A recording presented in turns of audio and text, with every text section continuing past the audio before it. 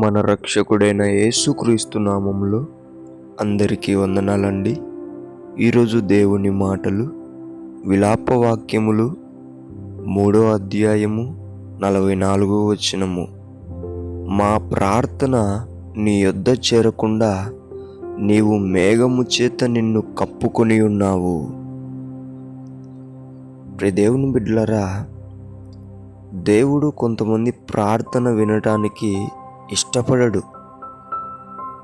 ఎందుకంటే వీరు అవసరానికి దేవుని దగ్గరికి వచ్చి ప్రార్థన చేస్తారు.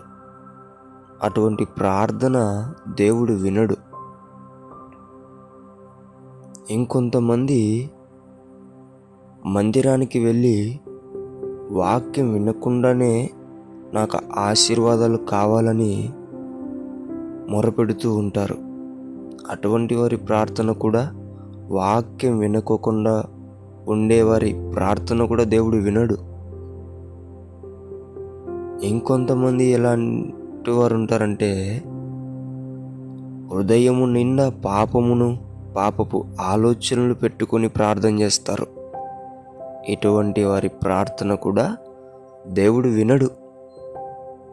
అందుకే ఆయన మేఘము చేత కప్పుకొని ఉన్నాడంట. దేవుని బిడ్డలారా, మనము హృదయములో పరిశుద్ధత నింపుకోవాలి. దేవుని మందిరానికి వెళ్ళినప్పుడు శ్రద్ధగా వాక్యం వినాలి. అవసరానికే కాదు, ప్రతి సమయంలో మనం మొర్రపెట్టేవారిగా తయారవ్వాలి.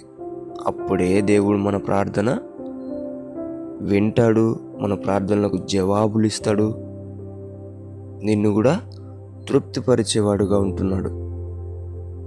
దేవుని బిడ్డలారా, జాగ్రత్తగా హృదయాన్ని బాగు చేసుకోండి, వినడం నేర్చుకోండి. అవసరానికి రాకోకుండా ప్రతిరోజు వచ్చేవారిలాగా తయారవ్వాలని దేవుని బిడ్డ మనవి చేసుకుంటున్నాను. దేవుడి మాటలను దీవించునుగాక. ప్రార్థించుకుందాం. యేసయ్యా, మీకు వందనాలు నాయనా.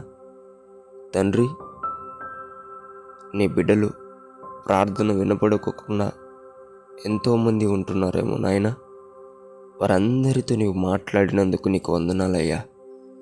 తండ్రి, ఆ లోపాలను మేము సరి చేసుకొని మేము చేస్తున్న ప్రార్థన నీకు వినబడే విధముగా మేము జీవించుటకు నీవే మమ్ములను సరిచేయమని యేసు నామములో ప్రార్థిస్తున్నాం తండ్రి.